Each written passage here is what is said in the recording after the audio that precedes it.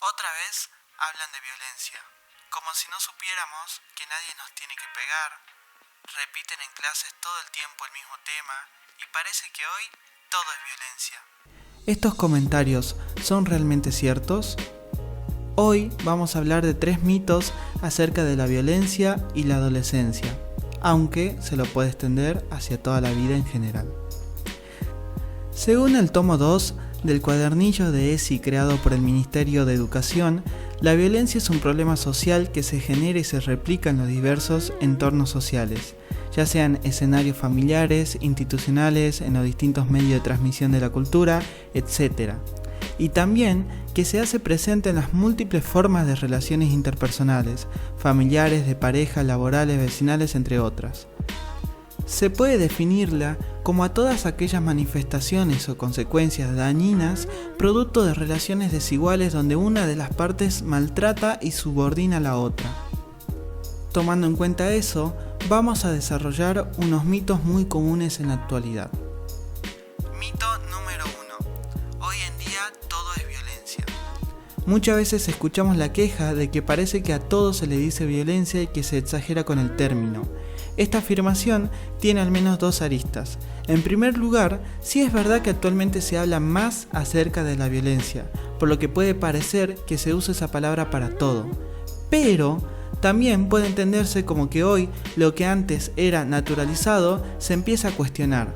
Ahora visibilizamos las situaciones donde alguien daña a otra persona, gracias a los avances de las ciencias sociales, antropológicas, psicológicas, de las ciencias jurídicas, etc.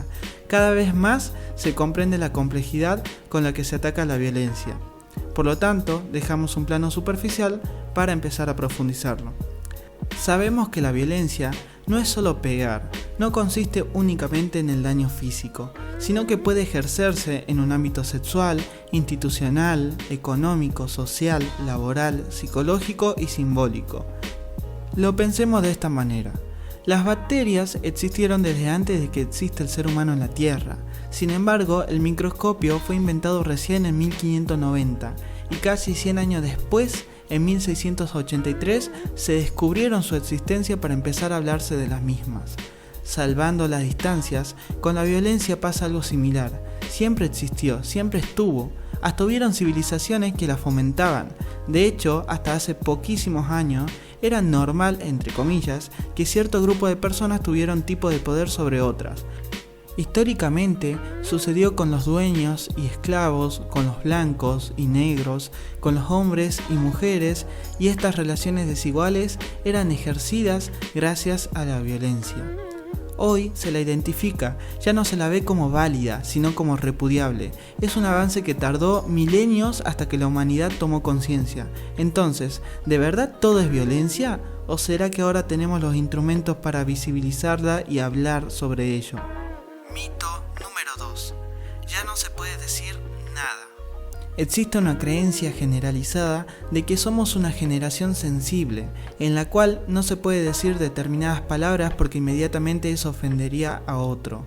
Si bien es un punto interesante para debatir sobre los límites de la libertad de expresión, vamos a enfocarnos en otro aspecto de esta creencia y se trata de la intención versus el efecto.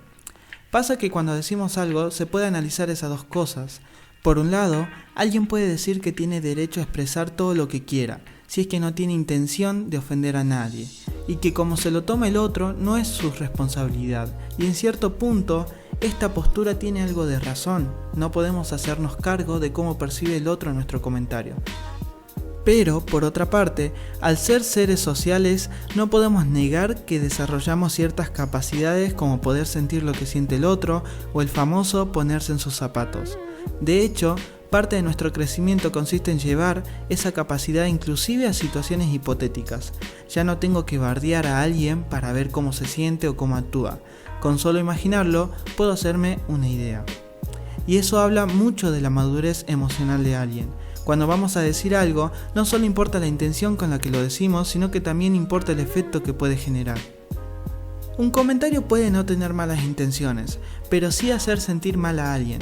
Por eso es que no se trata de censurar opiniones, sino de demostrar que realmente lograste alcanzar eso que se llama empatía, saber cuándo algo inocente para vos puede no serlo para el que está al lado. Mito número 3. A mí nunca me va a pasar.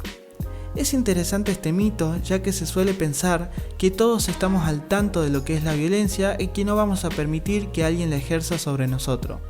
Bueno, en realidad habría que ver cómo es el modus operandi o mecanismo de alguien violento. Por ejemplo, si una persona que acabas de conocer te pegara al toque porque hiciste algo que no le cayó bien, lo más probable es que te defiendas, huyas o contraataques. Pero luego de esto es casi certero que no vas a volver con dicha persona. Esto un violento lo sabe. Por eso es más probable que al principio se comporten amables, atentos, agradables y hagan sentir a la otra persona única, especial o como si fueran todos para ellos o ellas.